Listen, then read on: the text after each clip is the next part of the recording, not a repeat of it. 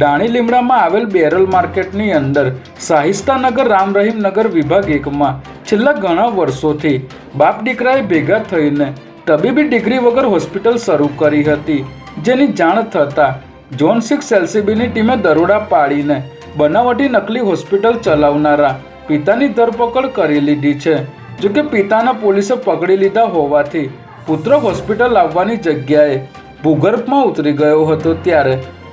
પોલીસે અહીંથી 19.50 લાખની મતાનો મેડિકલનો સામાન જપ્ત કરીને નકલી હોસ્પિટલને સીલ કરી હતી। 22 એપ્રિલ 2025ના રોજ જમ્મુ કાશ્મીરના પહેલગામમાં થયેલા આતંકવાદી હુમલા બાદ ત્યાંની પરિસ્થિતિ ખરાબ થતાં ઘણા ગુજરાતીઓ ત્યાં ફસાઈ ગયા હતા,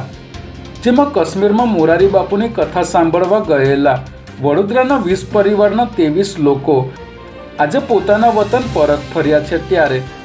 તેઓને મળીને પરિવારના સભ્યો રડી પડ્યા હતા। પરિવારજનો પણ તેઓને લેવા માટે વડોદરા રેલવે સ્ટેશન ખાતે આવી પહોંચ્યા હતા અને એકબીજાને ભેટી પડતા ભાવવિભોર દ્રશ્યો સર્જાયા હતા। અમદાવાદ શહેરમાં દિન પ્રતિદિન ટ્રાફિકની સમસ્યા અને ગેરકાયદેસર દબાણોને લઈને એસ્ટેટ વિભાગે કડક કાર્યવાહી કરી છે, જેમાં એસજી હાઈવે પર ઇસ્કોન ગાંઠિયા, કર્ણાવતી સ્નેક્સ, રજવાડી ચા,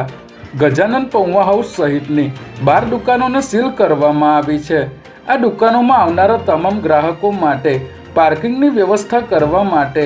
અવારનવાર દુકાનોના માલિકને સૂચના આપવામાં આવી હોવા છતાં પણ કોઈ વ્યવસ્થા કરવામાં આવતી ન હોવાને કારણે આ કાર્યવાહી કરવામાં આવી છે।